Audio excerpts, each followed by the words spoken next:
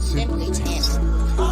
It's a blessing that I'm here, I'm alive. No, I never ever have to cry, cause it's something I know will always work for me on my side. Not a thing I even have to fight, all things work together for my good. Life speaks if you listen, it might be sound. Watch the love come alive. Sharing the truth that inspires, sharing the truth that inspires, sharing the truth that inspires. All things work together for my good. Life speaks if you listen, it might be sound. Watch the joy come alive, watch the joy come alive. Sharing the truth that inspires. Inspired to love, inspired to grow, inspired to heal, inspired to live. Simply Tammy.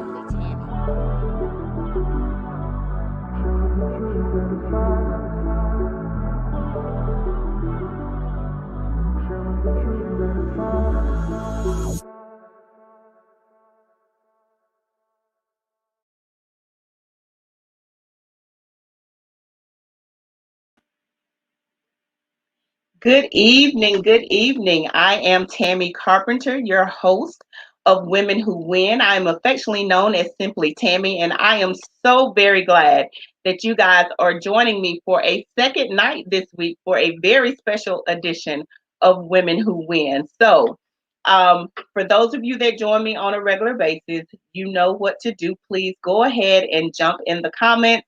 Let me know who you are. Let me know where you're watching us from. Say hello to my amazing guest if you're on to support her. We will definitely jump in and acknowledge you in just a moment when we see your comments.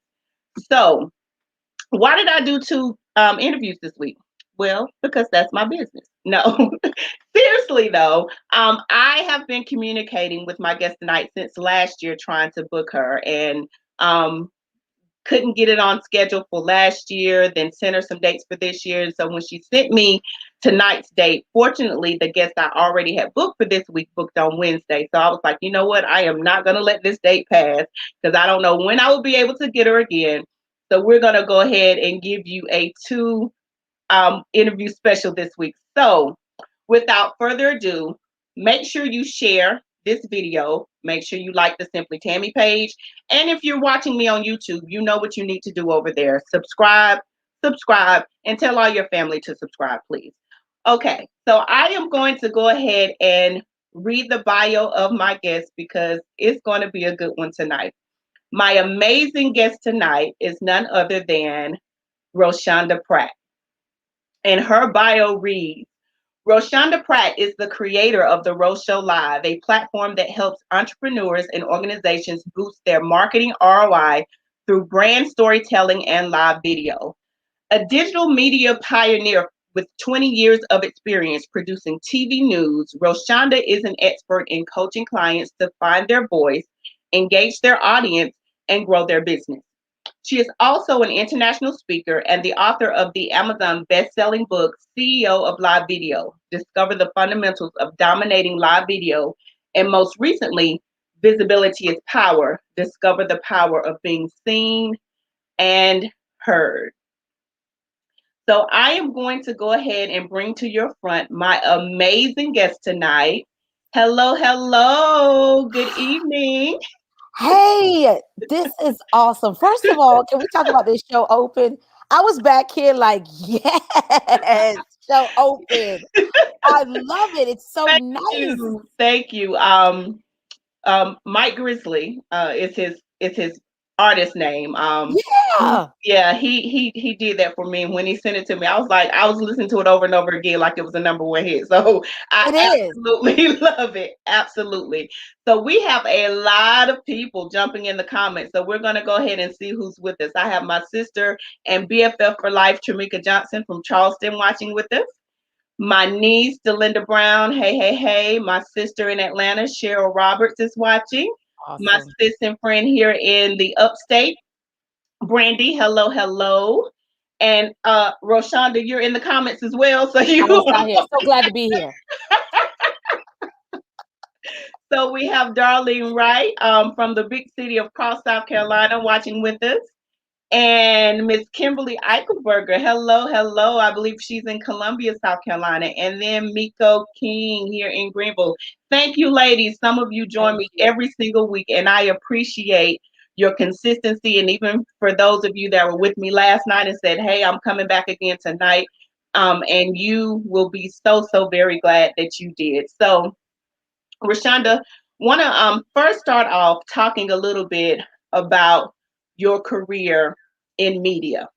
So I saw just in researching and learning about you. Well, I think let me back up first because I always try to tell those that are listening, how do I know the guests that I've invited to the show? So my first memory of meeting Roshanda in person was few years back here in Greenville, South Carolina. You were here hosting an event with Marcus Benjamin. You guys were Yes. here at the Equipping Center. And when I saw her, then I was like, I remember telling her, you look so familiar to me, but couldn't place whether I knew or not. So I think we Yeah. connected on social media after that. And then just outside of social media, saw you a few years back at the God's Girl for Real conference. You spoke at for Mhm. Dr. K. So she is just an amazing woman of God, doing so many things in media and in ministry and dominating in both fields. So I know that you ladies and the men, because I have men that watch as well. They don't typically jump in the comments, but I get messages that they are watching. So whoever's watching, you're going to be glad that you did tonight. We had a few more people jump in the comments. My guest from last night, Dr. Hughes, is watching again. Good evening, Raphael. And then Felicia Miller. Thank you guys for joining us. So my first line of questions, or my first question for you is, you said you adapted a love for media when you were 9 years old because your dad told you that you need to learn to tell the stories of your community. Yeah. So I'm like, if somebody told me that at nine, like, what did that even mean to you at 9 years old to tell the Um, stories of your community? it was going to be the only way I could watch TV because because back then it's not how we have the resources here. Like, there's a TV in every room. Back I'm a 70s baby. So back then there was one television, one remote, and 9 times out of 10, you were just the person who helped turn the TV in case the parent couldn't find the remote. You didn't have control over the remote. I marvel at my children who are able to say, can we watch this? I was like, they have options. Um, Mm-hmm. I didn't have options. So it just really meant for me that I was going to be able to watch the TV, even if it Right. meant watching Peter Jennings and Tom Brokaw. I was just Okay. happy to watch the TV. So, since that was all that you could watch, was it an instant fascination with what you were seeing, or you adapted a love for it because that's what you saw all the time? I think I adapted a love for it because I was very fascinated about this whole thing about, I'm watching and learning about Reaganomics, you know what I'm saying, on the TV and just, all of these things that are happening in our world and our culture. And I think I learned to love it. And Mm-hmm. then I really started to think about when my dad said about, it's your responsibility as an Mm-hmm. American citizen to know what's going on in your country and your community. And I started thinking about, my parents are from Trinidad and Tobago. They immigrated to this country. And I started thinking, he's right. Mm. I'm from here. How could he have more knowledge about a place that he's come into? But I was born here.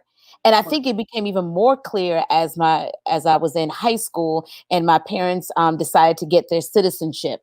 And they had to study all the things like the branches of the government. And my mom's asking me questions and she's looking at me like, "You from here? You don't know this answer?" And I'm thinking like, "Wait, years ago, as the West Indians, they say, donkey years we learned that. But it became really this passion of mine to really just know what's going on in my community. I'm still that way. So, if Mm-hmm. we go on vacation, I'm going to watch the news in whatever city. I'm going to get a paper because I want to be in the know. Some people will say that's being nosy, Tammy. I say, no, no, no. That's simply being curious. There's Yes, yes.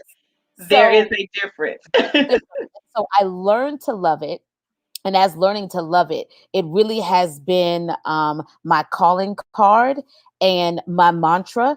at every television station that I've worked at. Anybody I worked with will be able to tell you, Ro was a stickler. Okay, what the people saying? What does our audience need to know? How can we teach them? What can we leave them better educated about? Those kinds of things. And I think it's learning from that old school journalism that's really just solidified my career and put me in a position to really work with some really great people in the industry.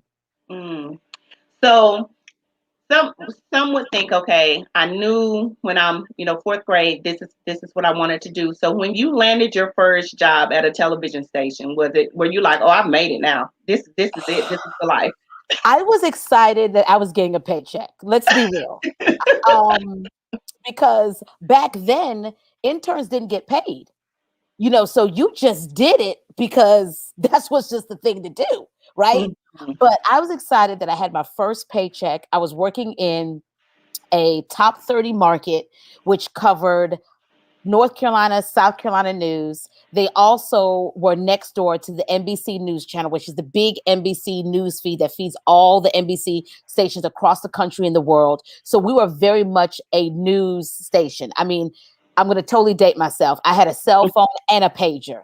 For those of you who can remember a pager. Those of you who don't, just do a Google search. Just page me 911, right? Right. Or just ask your auntie. She could probably tell you about her pager. So I had a pager. It was very much a news, and it was really baptism by fire. My mom couldn't really tell her friends what I was doing because she didn't understand it. She's like, she works at a TV station. I was like, Mom, I'm a producer. She's like, what is that? And I think only because of this digital space, people are becoming more familiar with producers. But back then, people still didn't, it's either your reporter or your anchor. They don't know about the person who's really writing the news, right? That the anchors are reading on air. And everything that happened in those 4 years that I was at that station, it was like the world was falling apart in those 4 years. I mean, hurricanes. I remember covering Ray Caruth, the former Carolina Panther, accused of killing his then pregnant girlfriend. That happened on my watch. 9/11, the war on terror, like all of this stuff. Strom Thurmond's death. Dale Earnhardt Sr. dying at Lowe's Motor Speedway. Like everything you could think that happened in the world in those 4 years, I was thinking like, well, is the Lord coming back? Because I'm telling you, famine is in the land and everything could go wrong is happening in these 4 years. But I really cut my teeth at that station and really developed some tenets that I still use in my business now as an entrepreneur. And when it comes to even helping people create their content and create their shows of things that I learned many years ago at my first television station. So it really was training ground for me. And I'm telling you, you could know how much God loves you, Tammy, by the places and the people he puts you with. Because I think about to be a young journalist, and he put me in a top 30 market, top 30. To be a young journalist and to work with Sonia Gant, who is the daughter of Harvey Gant, the first African-American mayor of Charlotte, North Carolina. She is a consummate professional. To be in there and work with people like Allison Andrews, who's won several Emmy Awards. And those folks, Bonnie and Colleen Odegaard, who just retired, all of those people helped mold and shape and guide me along my pathway of growing into a journalist. And I'm grateful for that opportunity. Anzio Williams, I can't forget him because he was the one that hired me. I mean, and he still tells me if I ever want a job and ever want to come back, I can come work for him. And I mean, to see his journey as an African-American male, to start he was my assistant news director. And now he is, I think, the GM over NBC. Like he has a big job, right? And I think about, again, who those people were in my beginning journey that's helped mold and shape me. It's such a blessing. Wow. So you are a young journalist, got your dream job, and then you meet the love of your life at some point. At some point during this. I bet you Kobe Pratt. Did that enhance your career path? Did it present any challenges with your career path? How did introducing marriage and then later children into your story impact your career? What was so funny is, when we first met in college, we didn't like each other. So Yeah, he didn't like me. I don't know why. I'm so likable, but he didn't like me. I didn't like him. He thought I was too independent, and he was probably right. I was gunning for Oprah's job, and my thing was my husband's gonna follow me where I'm going, kind of a thing. And there's nothing wrong with that if that's your flavor, but it was not laced in the Holy Spirit. I'm just gonna tell you what we're not in it. And I thought he was too much like he wants his wife, making cookies and the PTA. And I was like, what? I'll make the cookies, but I also want to be making some bank at the same time. That Right. kind of thing. And so we really didn't gel at first. No, did not work. But I think it was not I think, I know it was always in, if I could use a term, it was always in the cards, as people say, because, his story, he could tell it better than I was. I think it was about either elementary or middle school. He had to pick a country to do a study on, and he found Trinidad and Tobago, which is where my parents are from. And he studied the country, fell in love with it, and loved it. And he told God as a young child that, I would love to marry a woman from Trinidad. Wow. So when we got to college, he had shared that, I think, with a friend. And a friend told him, he said, do you know where Roshanda's people are from? And he was like, nah, because he wasn't even thinking about me like that, right? And his friend was like, her people are from Trinidad and Tobago. And Jacoby's like, good for her. Good for her. Praise the Lord. He had put you in team too much. And so we just started working in ministry together, really. Bishop Wow. Benjamin at the time was our campus. He led the campus Bible study. Many of our friends were getting a call of God, receiving the call of God upon their life. So they're starting conferences and evangelism and street ministry. And we always found ourselves always on the same team together. Like, Mhm. I was over outreach. He was the guy that was doing props, right? And I Mm. think what happened was, eventually, as the story goes, I would always call him my work husband. And one of our friends said, you keep saying that, and he's going to become your husband in real life. And I was like, nah, that's my brother. Because now we're friendly. Now we're friendly with each other. Yeah. We can more than tolerate each other, but that's my brother. And Mhm. really, it really was like God really synergized and brought us together.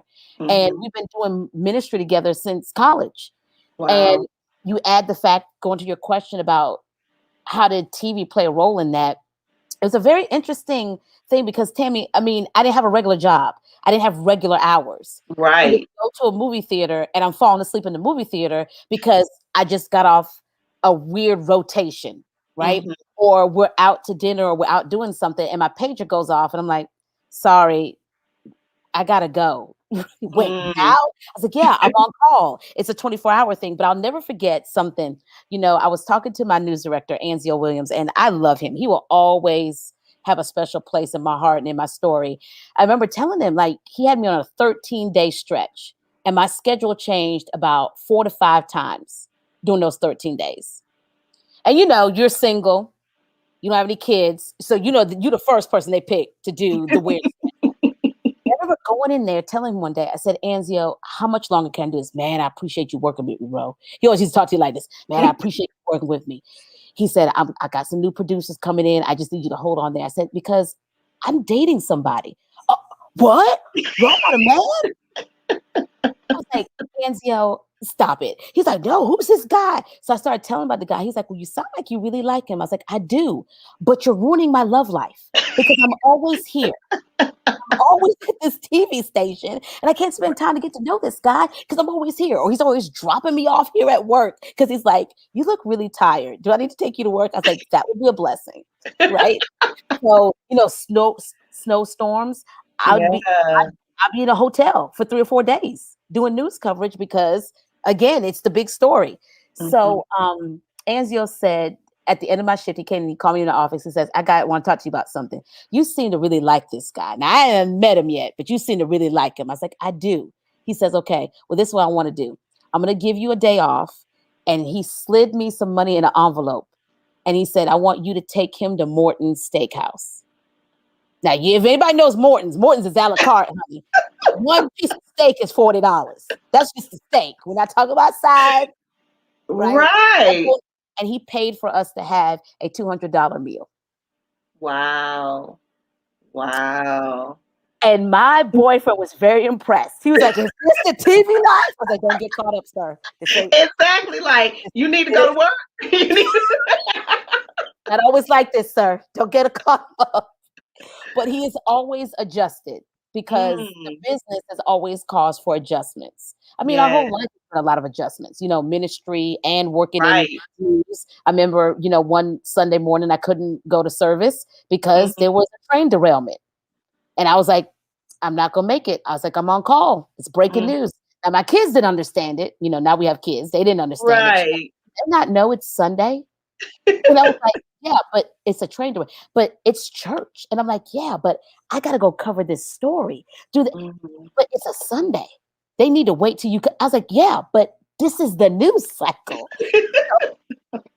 He's always adjusted. And Yeah.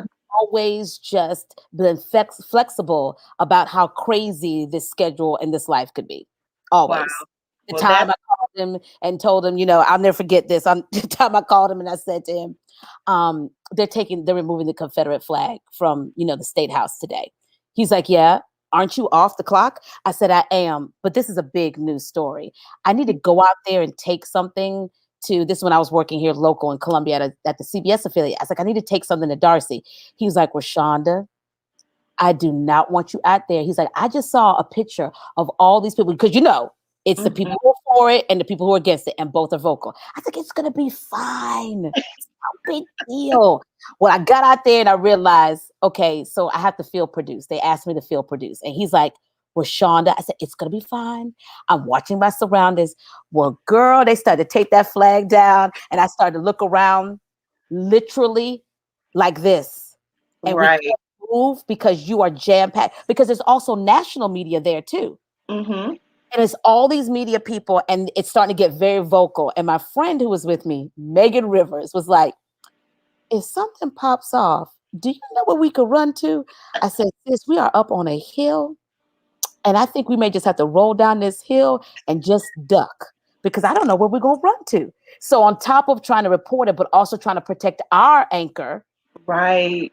realize, okay, and then he's texting me like, "What is going on?" And like, "It's fine, we're good, everything's fine, everybody's behaving themselves." I think they had like the National Guard or somebody out there. So Mhm. big story. But again, he's Yeah. always adapted to this crazy life. Always. So it sounds like you get a rush or exhilaration from being in the midst of breaking news. So it's like It's it's in crazy. your blood. It's absolutely crazy. And I'll be the first person to go on record and say it is crazy how we do this. And if you talk to any journalist, they'll tell you that. Like if you're in the newsroom and it's quiet, and all of a sudden you hear, 1050, which is a car accident, or you hear the certain things called on the scanners, or you get the phone call that, the interstate is shut down and something is going on. Everybody in the newsroom is like this. It's like life came into us. We're like, "It's breaking now." Like it's a thing. I still get jazzed, even though I've been 2 years out of media right now. I still get jazzed when I see the breaking news animation roll. But the other Yeah. thing is the seriousness of it is that you guys should, those who are listening, I really want to encourage you. Pray for the anchors you see covering this stuff in this pandemic. I've had several conversations with journalists, and we've actually hosted a clubhouse talking to journalists who are covering the pandemic and what happened at the state capitol. And Mhm. I want to encourage you. These are people, you know, if I could bring you inside of a world, when 9/11 happened, I saw reporters crying, calling Mhm. us from the field because we sent a reporter to New York, calling us from the subway, crying and saying, "I can't do this story." I've had reporters who've come back from, talking to a mother who just lost her son, and I'm in the bathroom praying with them. Come on. When we Mhm. covered the shooting that happened at Mother Emanuel, I Mm. remember me and the producer at the time standing there weeping for these folks. My So God. you may see us put it together because we can't do that on air, right? We don't want to put that on you. Our Mhm. job is to report it. But I've also seen anchors cry between commercials. And I can imagine having to do that continuously now for almost 2 years with a pandemic. with Right. injustice. So lift up a prayer when you see your local reporters and anchors and those who work behind the scenes that you may never see their faces, because there's a lot of trauma there. I remember after Dylan Ruth, our news director brought in a therapist for us Mhm. just to go downstairs and have a talk. Because Yeah. think, we as journalists considered essential workers, really, especially Mm. everything that's happening now. But we're seeing the best and the worst of the world in 24 hours, Yes. every Mm. single day. That's a lot. Thank Wow. you, Crystal, for doing that. That's a lot. Wow. Wow. So as you are living your dream in journalism and adding layers, wife, mother, ministry, I know, and I've posed this question to several guests in the past. Oftentimes as women we do have a challenge with finding our voice, using our voice, asserting our voice. Was there ever a time when Roshanda's voice was almost silent? Oh, yeah. I think I can think of two major times. So one of them was when I was working in the media. I took that TV producer job because I wanted to get my foot in the door. So I started off as a news assistant. Within 6 months, was promoted. No, actually shorter than that. In a few months, I was promoted to an associate producer. So that means I helped write for the show. And then in 6 months, I was promoted to producer. So I can actually have my own show, like a morning show. That's my show, and I always write for that show. And I got caught in the producer role, but I really wanted to be on camera. But Tammy, it was terrible. Oh, it was terrible. It was like watching paint dry. I need to find my reporter tape and put it out there for people, because I know people they see this now and they just think there's no way. I had no personality. I would read like a robot. I would sweat. I was uncomfortable. I didn't like how I looked on camera. I didn't like my voice. The list can go on and on and on. I just really lacked confidence. But I knew on the inside that I wanted to be on camera. And then you add to the fact that God was speaking to me while I was at my first TV station, and several stations after that, that it's not going to happen this way. And I'm like, well, why am I here, sir? I got a whole degree, went through all of this stuff, right? Why am I here? This is just your training ground, but I'm not going to prosper your voice here. And that was tough to hear. Wow. Because I wanted it to happen this way. And he's like, it's not going to happen this way. And so that was one time that I felt really my voice silenced. And then I think the last couple of years, our family and I were dealing with a situation that was not ideal. We were kinship caregivers for my great niece, and she came to live with us at a very young age. She was with our family, meaning my parents and myself, before I got married, when she was about 3 months old. And then she came and lived with me and my husband, and then daughter. I just had a son, right? So I'm a new mom for the second time, and now a newer mom to a 4-year-old. And so Wow. she came into our family. And so we dealt with a lot of challenges in raising a child that was not ours. So shout out to all my kinship caregivers, and also the challenges of helping her navigate through her own issues that come with that, because of her mom not really being involved in the picture, right? Mm. And then also navigating that experience. And I'm going to be totally transparent here, without being judged by people, Mm. because Mhm. I'm gonna go ahead and say it. I'm gonna go Yeah. ahead and go on record and say this. Think simply, Tammy's giving me permission to go there. But Absolutely. This is the Truth That Inspires platform. So tell the thank truth, you. all the truth.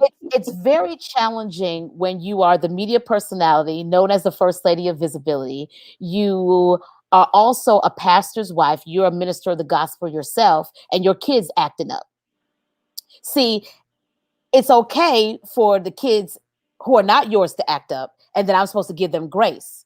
But sometimes the church doesn't give my kids grace for acting up, because that's the pastor's kids. They should know better. Mm.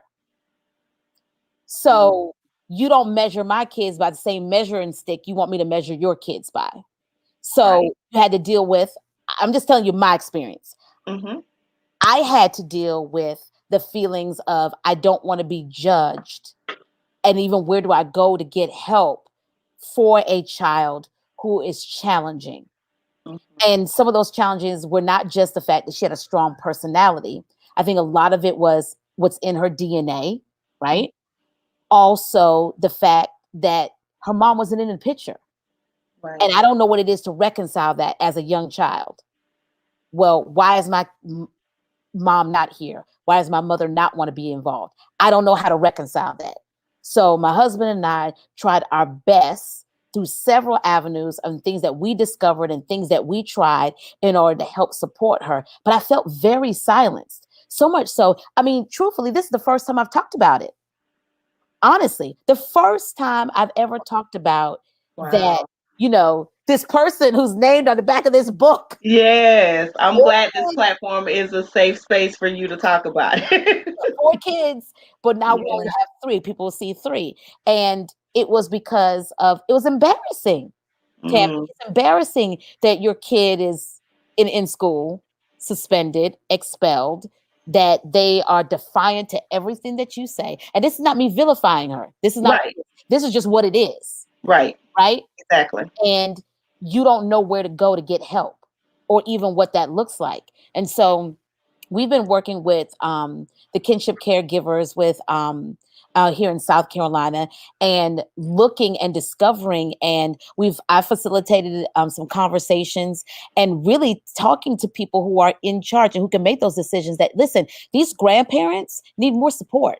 These Mm, aunties and uncles, they need support. And I'm not just talking about financial support. They need parenting support. They need right. other resources to help children navigate through this experience. So that was another time that I felt silenced. Wow. Um, and it's interesting you say that because you had your own two children at the time, and then a third child that you're rearing. Did it did it challenge you as a mother at large? Because it's like, I know I'm a good mom. So did you were you able to separate? I know I'm a good mother, and this is just a challenging situation. What was going on internally with you as a woman and a mother as Oh, you were? girl, that's why I'm in therapy. Can I say that on this show? Can I Yeah, you can say it on this show. that? That's why I'm in therapy. Like, um, Yes. there was a lot of internal battle and internal struggles. There was a lot of internal battle and struggles, definitely about my faith and my belief system. Like, God, what is it? Here. And then also about me as a mom. Mm, And why is it that I think of most people, she was most defiant towards me than my husband. Um, mm, it just, and I know some of that is mother issues. I right. was the one that was here, so I took the brunt of it, right? Um, yes, there was a lot of days I was torn between being a good mom because here's the deal, just laying this out here. When you have someone who is so needy emotionally and mentally, this is before baby show came in the picture, our third child, um you're always in this power struggle of trying to make sure this person never feels isolated because you already know they're coming into a situation, right? Mhm, So you're always working overtime. We always made sure to celebrate birthdays. We always made sure that we made things big and included her and did all the things. And that's tiring because you're mhm, always working. And then mhm, you're always working through their stuff. And then you have your two kids here. And then you're saying, well, what am I sacrificing in order to do this? And it became a thing. I mean, it became a conversation with my husband of this thought of Isaac and Ishmael. wow. And how long can we compromise the promise for what necessarily isn't ours? Tell the truth. And it's not that let me just be very clear. The hardest decision I had to make as a mom, because I considered myself her mother for many years. Well, the hardest decisions I had to make was say, this is no longer working. And Wow. we're going to have to send you somewhere else because this is no longer working.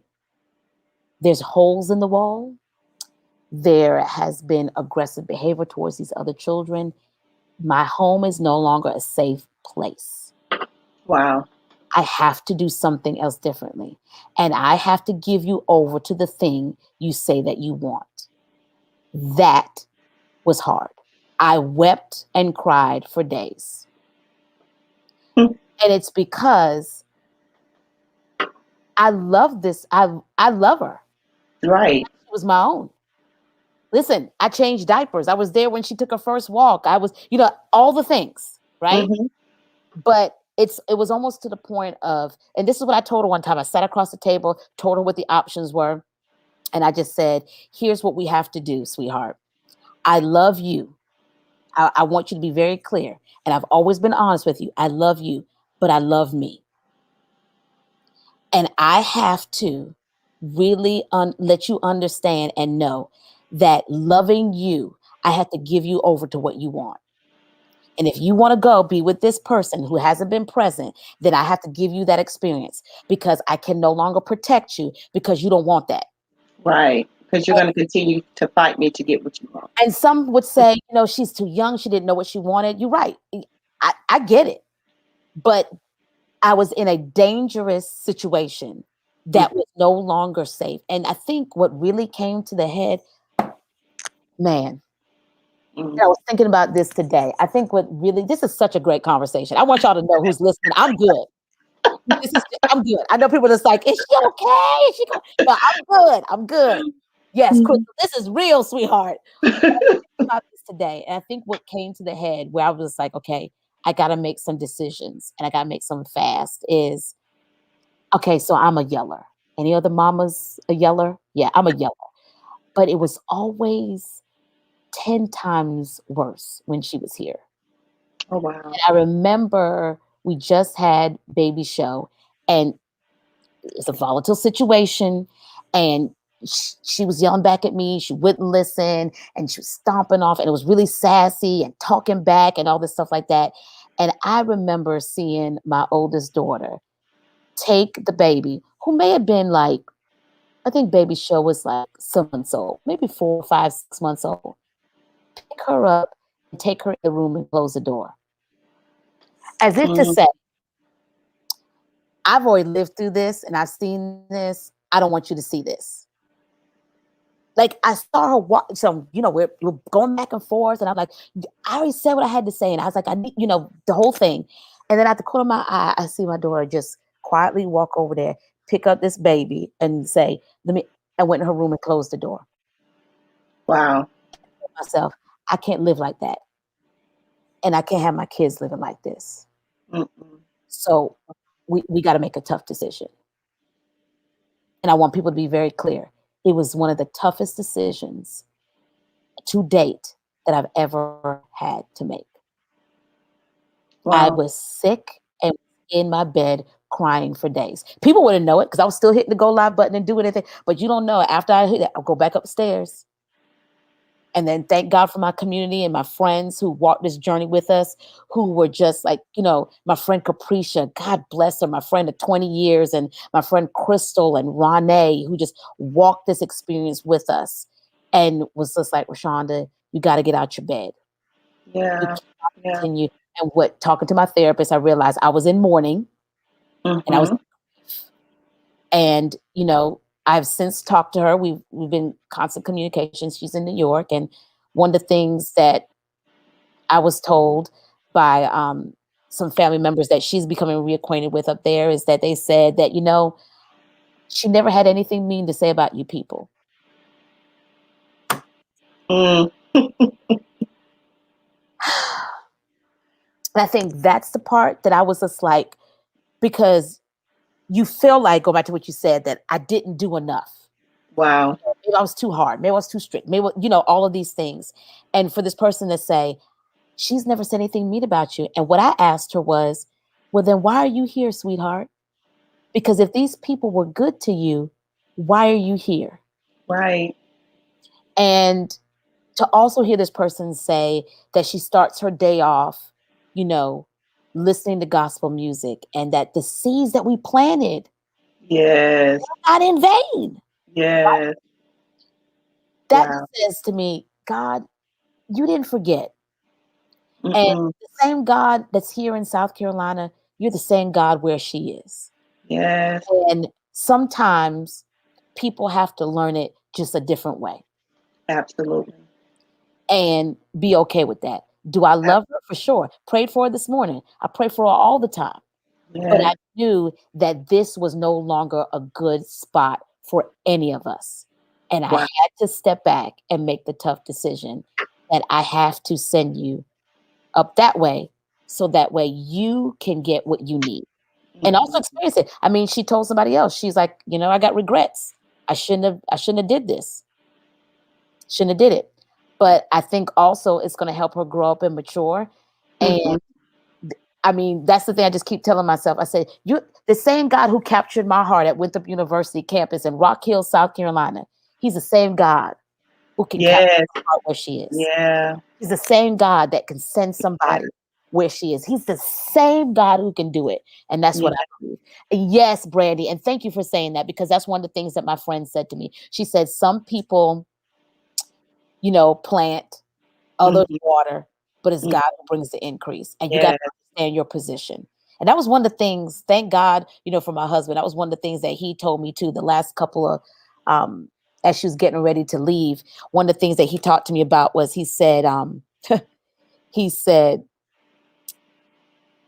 Roshanda, you have to how did he say that thing? He said, it's not your position any longer. Because I was still trying to parent her from afar, which was Mhm. causing the frustration. And he was Mhm. just like, no, it's not your position anymore. And then Wow. God confirmed that. And he says, now step into the position of her aunt. You're not her mother. Mm. And that was challenging and difficult. Um, Mhm. even for her to stop calling me mommy and start calling me, Auntie Shonda. That was a challenge that she decided. But here's the thing. I got boundaries, right? But I also have to respect your boundaries. If that's what you want to call me, as long as you call me. Right. And I had to accept that. Wow. And I think it's always amazing how, we as women have all of these other dynamics going on, but you're still showing up. You're still a bright light to everybody that's coming in contact with you. But like you said, you would show up and then go cry. You would Mm. show up and then go lay in the bed. So, um,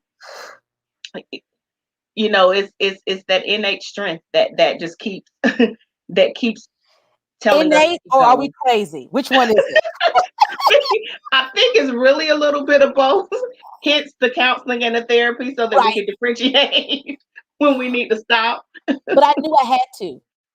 I Hmm. sit there and I thought about this just today. I said, what was driving me in that moment that, international speaker, releasing a book, speaking all across the country. What was I thinking with all of this stuff that was going on? Because Hmm. I knew if I quit, I was going to die. Mm. I knew that. I knew that if I got quiet and still, and you guys understand, not quiet and still in the spiritual sense, but if I just shut down and I let that consume me, I was going to die.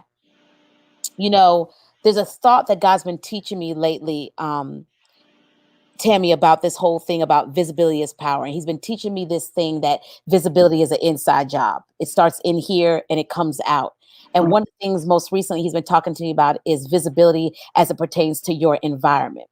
And too many people can't show up, Tammy, because their environment has dictated who they are.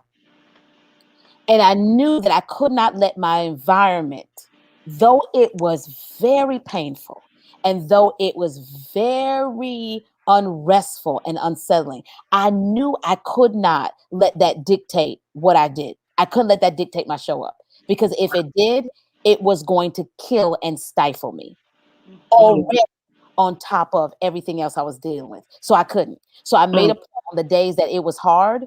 I mean, I could go back through some videos and show you the days that it was hard, the school suspensions, the phone calls, the stuff that was going on here. Okay, somebody about to get delivered today. doing an altar call at the end of this. I'm like going in on the paint harder because Yes. I've learned that as Yes. the enemy pushes, I'm a push back. Mm-hmm. You push, I'm a push back, and we're just Mm. gonna keep pushing each other. But I'm telling you, one thing is, you're not gonna push me down. That's not Yes. gonna happen. So I was just like, I'm gonna keep pushing because and here's the thing. I want people to understand too. There's even a and I don't like to use this word, but I'm gonna use it for this content. There's even a balance with this because there were some days where I remember I took a wow. And Nicole is here. I see her in the comment section. You guys are awesome. Nicole may remember this. There was a time that I canceled the show one night. I went on, I just wasn't feeling it. And I just said, God, I don't have it today. And I remember talking to myself, I was like, I usually can just I was like, I can't do it today because I'm not going to show up on these people's and be false. I'm not going to do that. And I'm not going to get on here and bleed on people. So I need to cancel tonight's show. Come on. Please say that again. That I you're am not going. I'm not going to bleed on people. I will not do that. And I canceled the show. And I told people, I said, it's just been a long day. It's been a challenging day. I think it's the first time I've ever done this, ever. And I just told people what was going on, not in details with her, but just it was a long day. And there's some challenges, some personal things going on. And I'm not gonna have the show today. And I will never forget the amount of people who sent messages. And this is one message I'll never forget. Someone said, Roshanda, thank you for showing us that visibility is still power, even when you have to say, I need a break. By you taking a break, you're still showing us how we can show up. Absolutely. And I was like, wow, that's so powerful, right? Mm-hmm. And I just remember thinking in that moment that people will not understand how I needed those words in that moment. And that's the power of creating community with social media. That's what this is about, creating community. And when I created that community, my community showed up for me and didn't even understand. This mama who was overwhelmed needed Mm-hmm. that day. Needed Absolutely. that. Absolutely. So we've mentioned her a few times, but I absolutely love the hilarity of this whole story. Oh Lord. Will you please walk the people through the medical miracle of Baby Show? I love it that you called her a medical A miracle. medical miracle, because I love that you Oh, thought you were going to get something fixed. y'all, listen. It's so funny. So, okay, so this part you probably don't even know. So, this is funny. 4 years ago, maybe, yeah, 4 years ago, next month, my husband and I were at Bishop Brown's conference. Excuse me.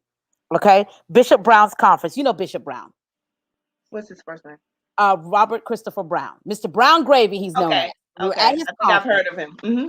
And I was in excruciating pain, y'all. Like I'm talking about, it felt like someone was taking my insides and just doing this. I've never, ever experienced anything painful like that ever before in my life. Never. And I had taken 2 weeks off of work, used all my sick time. And I literally was just spending time in the bed in the fetal position. I couldn't walk. I didn't have an appetite. I don't know what was going on. We're at the conference and Bishop Brown calls me up there and he says that, you're pregnant. Here I go. What? So he prophesied it. Prophesied Wow. pregnancy. So go, here the deep Christians. Oh, I must be about to birth something in the spirit. We're gonna birth this ministry. Just deep, Right. Do deep. it, God. And I could have saved me some medical bills, just deep. So at this time, I go to my doctor. I'm describing to him my symptoms of what's going on. And he's just like, and I'm on the cusp of turning 40. So I'm like 39. And he says, it sounds like a hernia. And I said, really? He's like, yeah. He said, and he asked me, are you pregnant? I said, no, not it. No, no. So he said, okay. So he said, I'm gonna put you on some meds. So I was on steroids and all the things for 2 weeks. Finished out the round of 2 weeks, was getting ready for my follow-up. Never forget it. Me and Pastor Pratt in the car driving around the city, doing some errands. And he was asking me, how do you feel? Do you feel a little bit better? I said, yeah, the cramping, the real bad cramping has stopped. I said, but the weirdest thing, I don't have any taste. Y'all, this ain't COVID. This is me to say this. Was not COVID. because the streets will say, Roshanda had COVID. She's like, "No, it Well, wasn't this COVID. was way before It was COVID. COVID." So I said, I don't have a taste in my mouth. And he says, was there ever a time you ever felt like this before? I said, well, strange you would ask. I'm in the car, right? I felt this way when I was pregnant. Here go. We're going to go over here to this Dollar Tree. We're going to get a pregnancy test. I said, I don't know why you wasting your dollar because I don't need that, sir. Girl, I did not even do all the things you need to do on that little wand and stick for it to tell me that I was. I didn't believe it. So I sent him back to the store to go back to Walgreens and get To a get a better $30 one. one. Yeah, because this one is faulty. It's faulty. It don't work. Then we went back to the doctor because we both were in denial now. We had 2 tests. We look at it and say, there's no way. We go back to the doctor. We're talking to him about what's going on. He says, okay, well, we'll do a test. And he's like, our tests are accurate. Girl, he didn't even come in there to tell me the news. He just pushed this piece of paper it was in a manila folder. I'll never forget it. He gave me the test results like it was a maternity test, like they do on the TV. The results show. I opened up this folder and it was a plus, plus, plus. I said, what? Totally didn't know.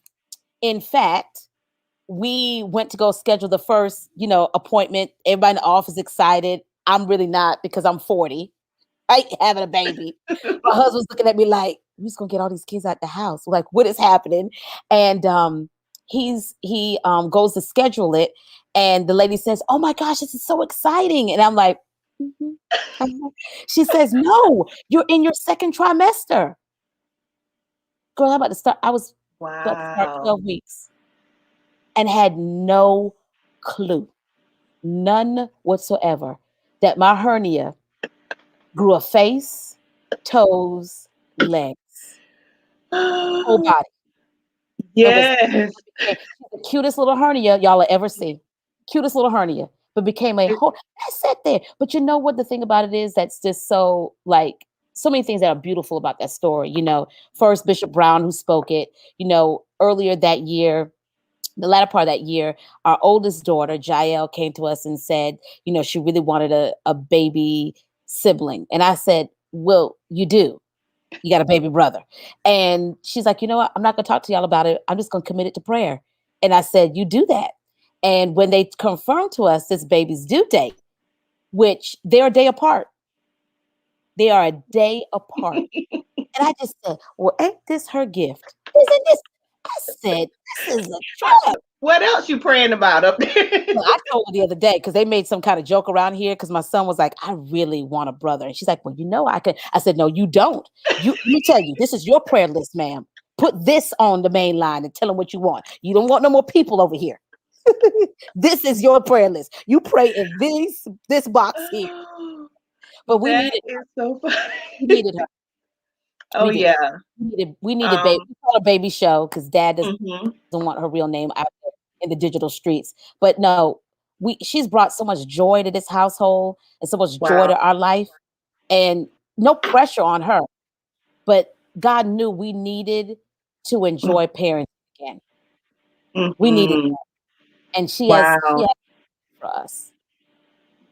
She's done that So for I us. love seeing your stories about Baby Show, and you guys are rounding a major curve with her. This Black History Month. No Go one ahead can and tell testify. touch your neighbor and say we out of these diapers. Oh, you can't listen. You can't tell me that's not God's will for our lives. We out of these diapers. It's almost listen in Black History Month. This is what Dr. King wanted. This was a part of yes, Crystal. Won't he do it? And he has set us free. So we are excited. We have round the corner. She's doing her big girl stuff. I mean, hey, Delinda, I give him glory for you, girl. Give him glory. Listen, I'm excited. So excited. Yes. So I absolutely love the personality that Baby Show has. So I can only imagine that that was God's stamp of joy for your household. For whatever um he needed to restore after the enemy tried to come Yes. in and steal some things. Because when I tell you she's on 115 every time she's in front of the camera. It's Okay. like, She's trying to this wander in here now. I was just like, "No, ma'am, this is not your time." She see these lights on. She's like, "Oh, there's somebody live. yeah, Let me come because on it turns into the baby show and the Roshanda show. in." I loved No, it. no, she put her name first. You see how you do that? Yes, yes. I remember watching the other night and people were hearting her, and she was like, "Yes, the hearts." You I saw that? loved it. More I hearts, did. more hearts. One person said, "I'm just here to give her hearts. I'm not even listening Hmm. to anything that you say, Rashad. I'm just here to give her the hearts." Yes. So, along the lines of parenting, you have Baby Show, who, and I remember you posting recently, saying that your prayers that she always keeps that vibrancy, always shows up in the space that she is now, where she, uses her voice freely, and pretty much has no fear of Mhm. showing up. And um, I was able to hear your oldest daughter, Jael, on a radio show yesterday. And when I tell you, when she got like the first probably two or three words out of her mouth, I was like, "Speak, baby." It was just so very profound that I know you were more than proud. But when you see that God has trusted you with these gifts, what demand does that put on you as a parent to know that you are nurturing future leaders and also to make sure that they never lose their voice? Such a good question. Two things. It puts a demand on me to spend more time in prayer. God, you created these young people. One of the things that he told me very early on with them, he said, "Listen, you love them, but I love them best." Mhm, He said, "You remember that. You love them, but I love them best." So always spending time in prayer and asking and seeking him. And then, here's the other thing too, parents, become better, mhm, whether that's therapy, counseling, um, watching what you eat. One of the things that me and my friend talk about all the time, I'm gonna go there for a second because I feel it in the spirit when it comes to your health is, you know, we already have this thought in our minds. Not a thought, but just this thing of, you're going to get older, and especially if you have children, they're going to take care of you, right? That is the hope, right? That you're in your 80s, and if you need a little extra assistance, your son or daughter will come over there and do that. But if you're not taking care of your temple and your body, then you speed up that process. wow.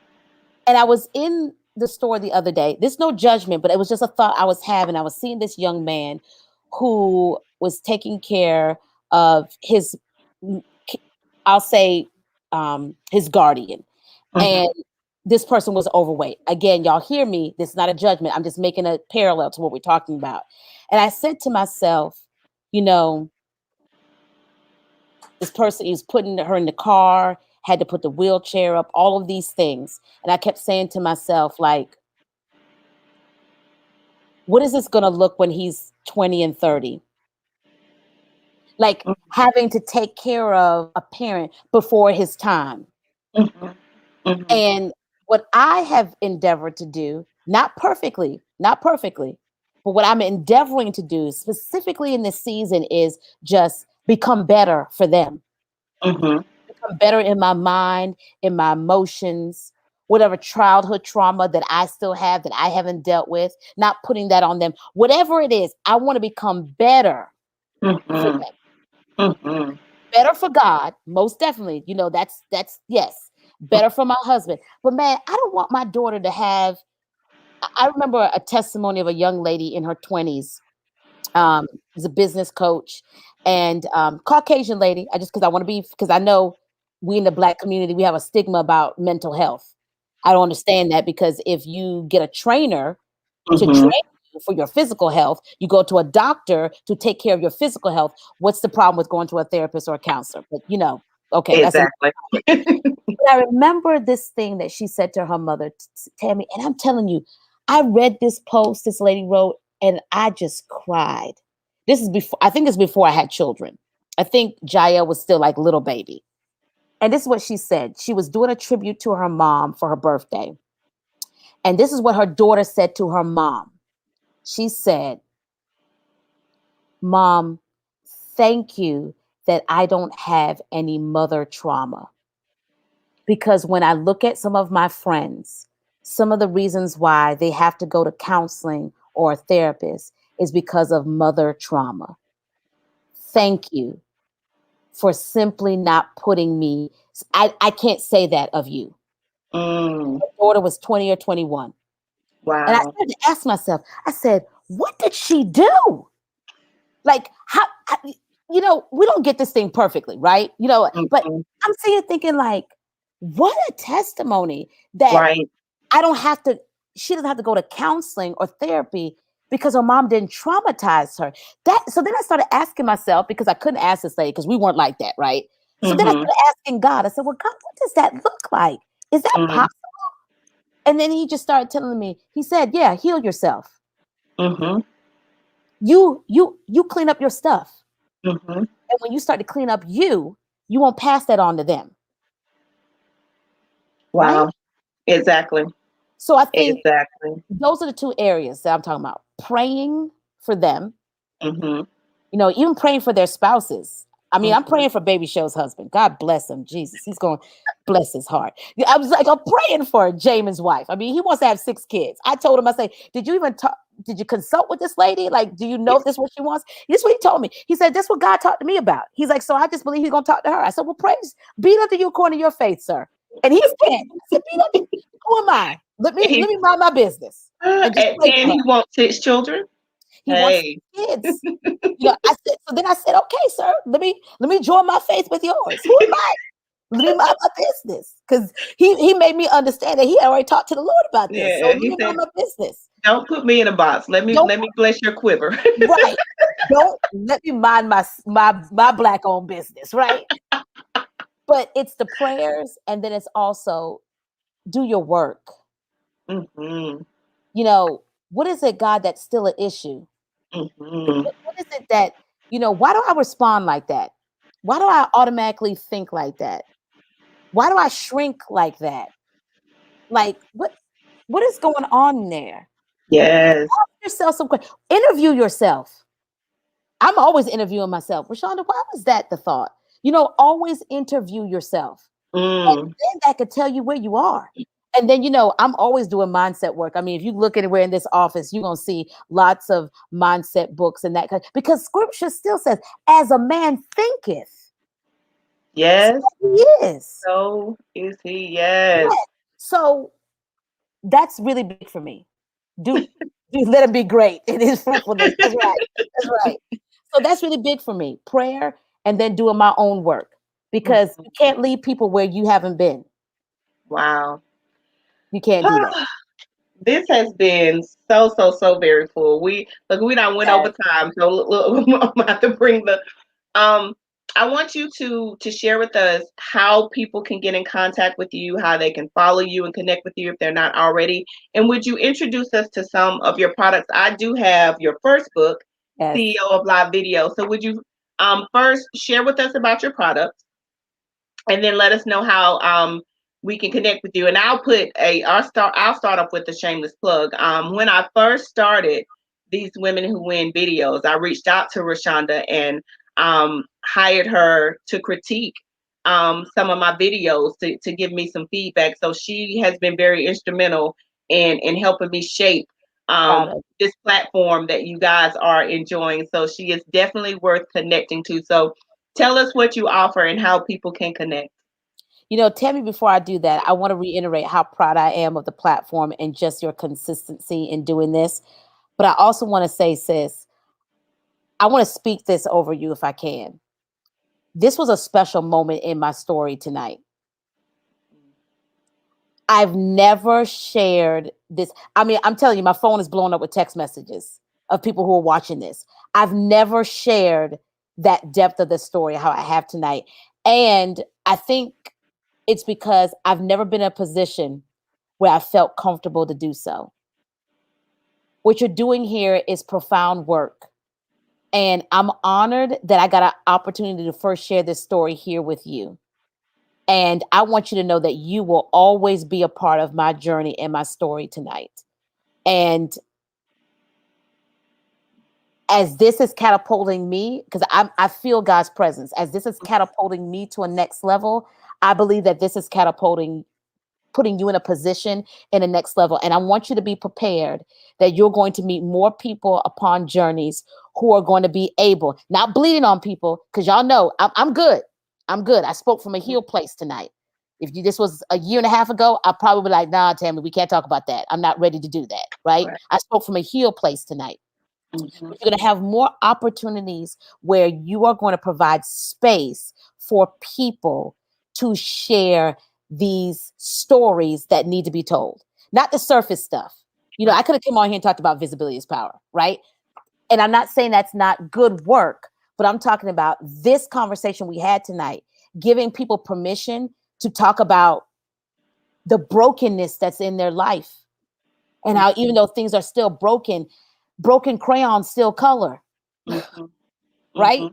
And to talk about the things in their life that's going to set people free. I know as the more I talk about kinship caregiving and my experience with it, not once, but twice, Yeah. is going to give people permission to tell their kinship care story. Because there's a lot of people who are suffering in silence or feel like I felt, we just must be in this alone. I didn't even know it was called kinship caregiving. I didn't even know that. I just knew, you know, when people say, oh, you're such a great caregiver, I'm just like, no, she's my family member and I don't want her in foster care. I was Right. just doing what needed to be done. You get what I'm saying? And so Yeah. I believe that you really positioned yourself tonight to really open up a space for people to share these kinds of stories, to go to the deep places. So thank you so much for that opportunity. Thank you for your transparency and thank you. Thank you. Thank you. You're Um, welcome. and yeah, just You're, thank you. That's all you're I got right now. You're so welcome. You're so welcome. You guys can follow me across social media at The Rose Show Live. And I'm really excited. We just released our second book, Visibility is Power. And you can get this at any major book retailers, available right now on Amazon. You can get it in the ebook or the paperback. This is my Visibility is Power story. It talks about my journey from being the hidden figure to being the media personality, international speaker, first lady of visibility, and all the things that I do. It also has 7 case studies of other people just like you who've embraced their visibility. And then it also has exercises at the end of the chapter to help reinforce what you're doing. You can check out the reviews. One person reviewed this as a personal retreat in a book. I didn't Wow. say that. That's what they said. So I Wow. would love for you to support it. It's the forward is written by Dr. Cheryl Wood. Very proud Yeah. of her and honored that she wrote the forward for our book. And then we have a bonus chapter from my baby's daddy. He hates when I say that, but it's okay. From my husband, Jacoby Pratt, who's talking about the hope of visibility. It's very powerful. So I would love for you to get this book. It's available now on Amazon. And then here's the other thing I wanted to share too. We have a couple of these left, but we have a visibility power pack that's available. So you can actually get the first book that Tammy talked about, CEO of Live Video, Visibility is Power, and a Visibility is Power shirt. Yeah. So we have about Yes. 4 of those left. You can get your VIP shirt. I will autograph these and put them in the mail for you. I don't have the link right now on the top of my head. So shoot me a DM here on Facebook if you're interested in getting that power pack, and we'll get that in the mail for you tomorrow. Thank you, thank you, thank you so much. So, the last piece of business that I do with everyone that graces this platform, I just ask you to share any word of encouragement or inspiration from any facet of your life. So, whatever you feel compelled to share with the women that are watching, the people that will watch the replay. And as she's preparing to share that, thank you guys for joining us. Thank you for all of your amazing comments. I didn't get to post them all, but if you um, are watching or will watch, if you do watch the replay, hashtag replay, put that in the comments. We still go back and read the comments. I do want you to connect with me. As I'm doing these shows, I have a mailing list that I send out the information on who's going to be on the show before it hits social media. So you will be the first to know, and you'll get to participate in some other things that I have coming up. So I'm so very honored to have had this phenomenal woman grace this platform tonight. So she's going to leave some final words with us before we get ready to close. So um, it's open for you to say whatever you like, Roshanda. I would say this to you. Do not allow your environment to dictate your visibility. Visibility is not determined upon your zip code or your area code, your current zip code or area code. It's not dependent upon that. And so don't let what's going on around you impact how you show up. Mm, Determine that I'm still going to be seen and heard, even through the midst of it. I think about the woman with the issue of blood and how powerful her visibility was, because if the folks knew what was going on with her, she could have been stoned to death. So she risked it, and she didn't let the environment dictate how she got her healing. There's wow. people who are waiting on you. They're waiting on you to show up as the solution and the answer. So don't let your environment dictate your visibility, because your visibility is power. Yes. Thank you so much, Roshanda. I'm going to ask you to hang out with me just for a few Yes. moments in the studio. Thank you guys again so much for your continued support and watching. I will be back next week, so keep your eyes out on social media or on your email for who's going to be joining me next week. Always remember that life speaks. That's my mantra. It's not a coincidence. God is planning something. His divine providence is at work in your life, and his path will lead you to a purpose that is working out for your good. And I think Nicole put your link in the comments. So if you're interested in getting Roshanda's bundle, the link is in the comments, or you can still hit her in the DM, Look at as she Nicole. said. But See, yeah, that's what I'm telling you. See, and that's community, folks. That is a true yes, example of community. I love you, Nicole. God bless you. Thank you, sis. yes. So thank you guys for watching. I am full. I'm probably going to be up for another hour. These things always amp me up like this. But we're going to say good night. This has been an Good amazing night. show. Thank you guys so much.